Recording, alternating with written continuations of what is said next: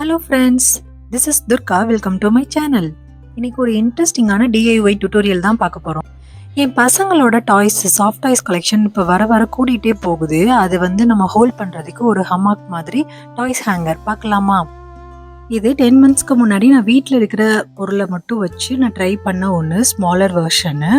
ஆனால் இந்த tent use பண்ணுவோம் இல்லையா, அந்த பைப்பு யூஸ் பண்ணியிருந்தேன். ஸோ பெண்ட் ஆயிடுச்சு. ஸோ இப்போ லார்ஜர் வெர்ஷன் க்ரியேட் பண்ண போகிறோம். 3mm cotton cord 40 pieces 12 feet லாங்கில் ஃபஸ்ட்டு கட் பண்ணி எடுத்துக்கணும். இது பேலன்ஸ் உள்ள காட்டன் த்ரெட்டு.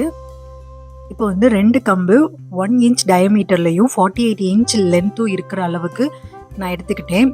நீங்கள் 3/4 இன்ச் டயமீட்டர்லேருந்து 1 இன்ச் டயமீட்டர் எவ்வளோனாலும் யூஸ் பண்ணலாம். ஏன்னா வெயிட் ஏற ஏற அது பேலன்ஸ் பண்ணணுன்றதுனால நான் 1 இன்ச் எடுத்துக்கிட்டேன். ஃபஸ்ட்டு ஒரு கயிறை எடுத்து சென்டரில் இந்த மாதிரி லூப் மாதிரி உள்ளே விட்டு வெளியே எடுத்து ஒரு நாட் போட்டு வச்சுக்கிடணும். பக்கத்துலேயே செகண்ட் கயிறும் போட்டு வச்சுக்கிடணும்.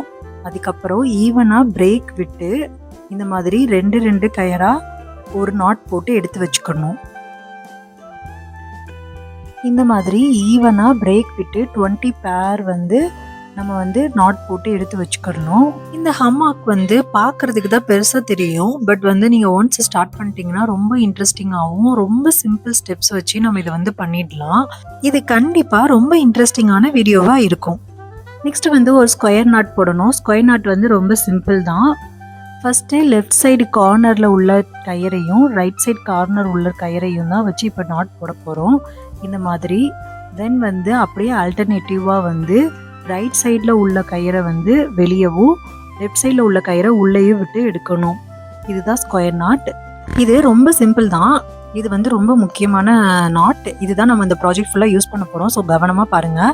லெஃப்ட் சைடு உள்ள கயிறு வெளியவும் ரைட் சைடு உள்ள கயிறை உள்ளே விட்டும் இந்த லூப்பை டைட்டன் பண்ணணும் மேலே வரைக்கும். அதே மாதிரியே ஆல்டர்னேட்டிவாக ரைட் சைடில் உள்ளதை வெளியே விட்டு லெஃப்ட் சைடில் உள்ளதை உள்ளே விட்டு நம்ம டைட்டன் பண்ணணும் இந்த லூப்பை. இதுதான் சிம்பிள் ஸ்கொயர் நாட். இதே மாதிரி ஃபஸ்ட்டு ரோ ஃபுல்லாக ஃபினிஷ் பண்ணிடலாம். ஃபஸ்ட்டு நான் கொஞ்சம் பீஸ் ஆஃப் பேப்பர் எடுத்துக்கிறேன். என்கிட்ட விசிட்டிங் கார்டு இருந்தது, அதை 2ஆக கட் பண்ணி எடுத்துக்கிட்டேன். இப்போது இந்த ஃபஸ்ட்டு 2 கயிறை நம்ம ஸ்கிப் பண்ணிடணும்.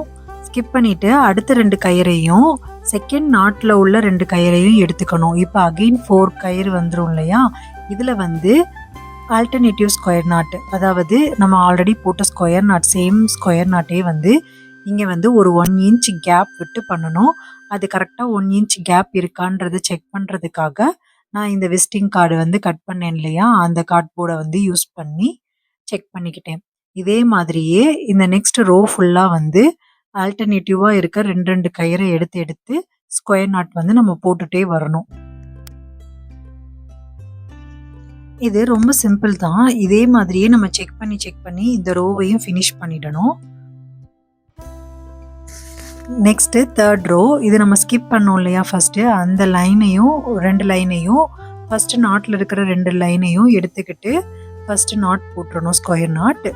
தென் அகைன் அடுத்தடுத்த ரோவையும் கண்டினியூவாக இதே மாதிரியே போட்டுகிட்டே வரணும் ஸ்கொயர் நாட்டு. இதில் நம்ம ஃபினிஷ் பண்ணிவிட்டு பார்க்கும்போது டைமண்ட் ஷேப்பில் நமக்கு ஒரு பேட்டர்ன் மாதிரி கிடைக்கும். இதே மாதிரியே கண்டினியூவாக நம்ம அடுத்தடுத்த ரோஸ் நம்ம இதே மாதிரியே போட்டுகிட்டே இருக்கணும். இதே மாதிரியே நம்ம கண்டினியூஸாக 21 ரோஸ் நம்ம பண்ண போகிறோம்.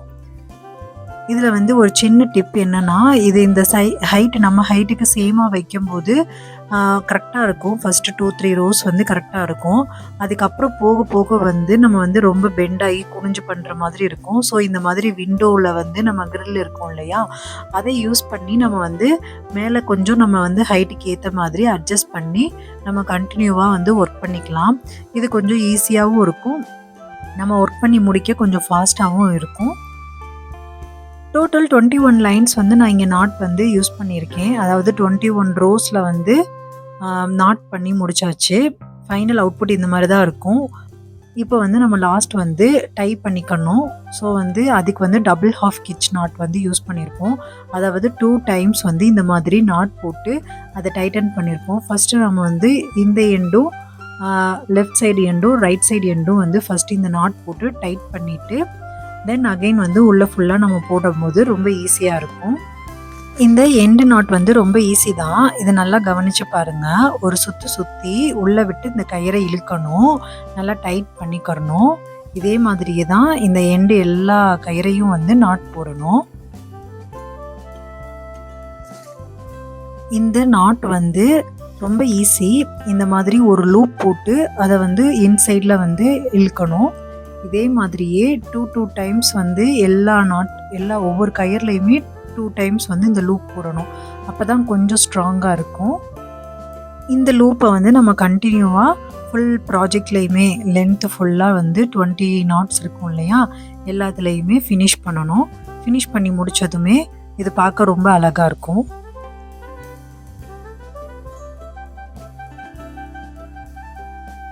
இப்போது நம்ம ஆல்மோஸ்ட் ஃபினிஷ் பண்ண போகிறோம். நெக்ஸ்ட் வந்து இது ரெண்டையும் நம்ம வந்து அட்டாச் பண்ணணும். அதுக்கு எக்ஸ்ட்ரா ஒரு கயிறு எடுத்துக்கலாம். அது வந்து 8 ஃபீட் லாங் உள்ள அளவுக்கு நான் வந்து ஒரு அட்டாச்சிங் கார்டு வந்து எடுத்துக்கிட்டேன். ஃபஸ்ட்டு லெஃப்ட் சைடு எண்டில் வந்து இந்த அட்டாச்சிங் கார்டு வந்து நம்ம வந்து ஜாயின் பண்ண போகிறோம். ஃபஸ்ட்டு ஒரு நாட் போட்டுக்கிறணும். இது அப்படியேவும் நம்ம வந்து கீழே கொடுத்து ஒரு லூப் போட்டு டைட்டன் பண்ணலாம். பட் வந்து அது எனக்கு ஸ்டேபிளாக இல்லை. ஸோ வந்து ஒரு சின்ன டிசைன் மாதிரி போட்டு கொஞ்சம் ஸ்டேபிள் பண்ணிக்கிறேன். ஃபஸ்ட்டு வந்து லெஃப்ட் சைடில் உள்ள நாட் கயிறு எடுத்து ஒரு நாட் போட்டுக்கிறணும் டைட்டாக. அதே மாதிரி ரைட் சைடு உள்ள கயிறு இந்த மாதிரி ஆல்டர்னேட்டிவாக நாட் போட்டுகிட்டே வரணும்.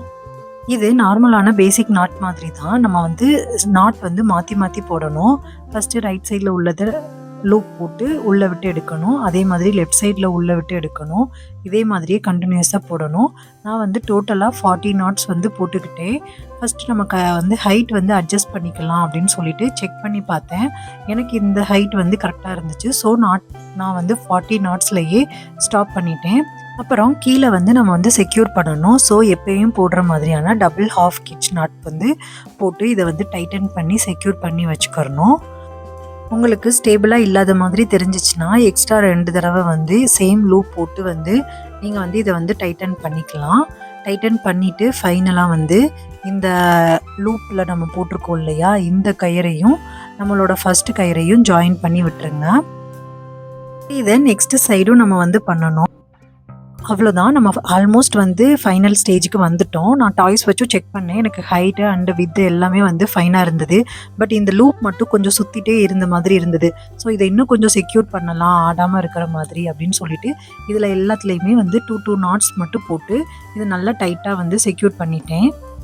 ஆக்சுவலாக இந்த கம்பு வந்து நான் 1 இன்ச்சு வந்து எடுத்துருந்ததுனால தான் எனக்கு இந்த மாதிரி கொஞ்சம் வந்து சுற்றிட்டே இருந்தது.